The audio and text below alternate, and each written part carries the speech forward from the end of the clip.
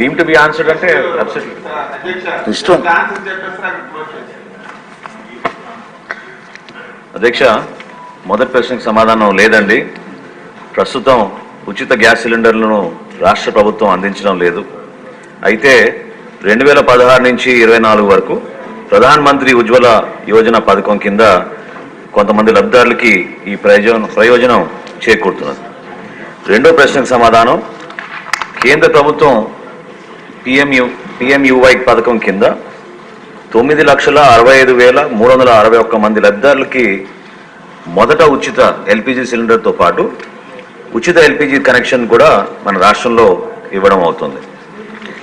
అధ్యక్ష, ఎన్డీఏ కూటమిలో భాగంగా మేము ఇచ్చిన మేనిఫెస్టోలో ఖచ్చితంగా మహిళలకి ఉచిత గ్యాస్ సిలిండర్ల గురించి ప్రస్తావించాం. దానికి మన ప్రభుత్వం కట్టుబడి ఉంది. తప్పకుండా మూడో ప్రశ్నకు సమాధానం, మహిళలకి ఉచిత గ్యాస్ సిలిండర్ గురించి త్వరగా దీనిపైన నిర్ణయం తీసుకుని వివిధ శాఖలతో మేము చర్చించుకుని సభాముఖంగా మరొకసారి గౌరవ సభ్యులకు అందరూ కూడా తెలుపుతాం. అధ్యక్ష, క్వశ్చన్ నెంబర్ 83 అండి. సార్ మీదే మొన్న 83. థ్యాంక్ యూ అధ్యక్ష. నిన్న గౌరవ ముఖ్యమంత్రి గారు గవర్నర్ గారి ప్రసంగంలో రాష్ట్రంలో ఉన్న ఆర్థిక పరిస్థితి గురించి, వెంటిలేటర్ పైన ఉన్న మన రాష్ట్ర ఆర్థిక పరిస్థితిని కేంద్ర ప్రభుత్వం నిన్న బడ్జెట్లో కొంచెం ఆక్సిజన్ ఇచ్చిన అభిప్రాయాన్ని వ్యక్తపరిచారు.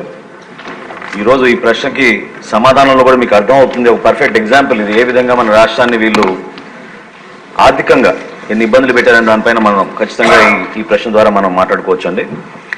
రైతులకి చెల్లింపుల విషయంలో బకాయిలు ఇంకా ఉన్నాయండి. మొదటి ప్రశ్నకు సమాధానం అవునండి.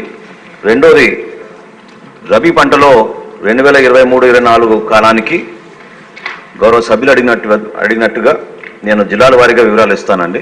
పశ్చిమ గోదావరి జిల్లా మేము ధాన్యం సేకరించింది 6,41,129 మెట్రిక్ టన్నులు. దానికి చెల్లించవలసిన నిధులు ఇంకా 424 కోట్ల రూపాయల 55 లక్షలు. అదేవిధంగా తూర్పుగోదావరి జిల్లాలో 2,28,423 మెట్రిక్ టన్నులు సేకరిస్తే ఈ రోజు వరకు కూడా ఇంకా మేము చెల్లించాల్సింది 27 కోట్ల 66 లక్షలు. ఏలూరు జిల్లాలో 2,01,369 మెట్రిక్ టన్నులు ధాన్యం సేకరిస్తే చెల్లించాల్సింది 47 కోట్ల 53 లక్షలు. కోనసీమలో మేము సేకరించింది 1,63,123 మెట్రిక్ టన్నుల ధాన్యం సేకరిస్తే ఈ రోజుకి మేము చెల్లించాల్సింది 154 కోట్ల 63 లక్షలు. కాకినాడ జిల్లాలో మేము ధాన్యం సేకరించింది 25,982 మెట్రిక్ టన్నులు అయితే ఈ రోజుకి మేము చెల్లించాల్సింది 9 కోట్ల 49 లక్షలు. బాపట్ల జిల్లాలో 4,981 మెట్రిక్ టన్నులు మేము సేకరిస్తే ఈ రోజుకి చెల్లించాల్సింది 10 కోట్ల 54 లక్షలు. అంటే సుమారు 1,32,853 రైతులకి 1,674 కోట్ల రూపాయలు బకాయిలు పెట్టి గత ప్రభుత్వం వెళ్ళిపోయారు అధ్యక్ష. కనీసం రైతులు చెల్లించలేదు. అయితే మా ప్రభుత్వం వచ్చిన తర్వాత మేము ఇన్ని ఆర్థిక ఇబ్బందులు ఉన్నా కూడా గౌరవ ముఖ్యమంత్రి గారు, అదేవిధంగా గౌరవ ఉప ముఖ్యమంత్రి గారి చొరవతోటి 1000 కోట్ల వరకు సమీకరించుకుని రాష్ట్ర ప్రభుత్వ సహాయంతో ఆ రైతులకి మేము చెల్లించాం అధ్యక్ష. దాని వివరాలు కూడా ఇస్తాను. పశ్చిమ గోదావరి జిల్లాలో 27,626 రైతులకు 523 కోట్ల రూపాయలు చెల్లించాం. తూర్పుగోదావరి జిల్లాలో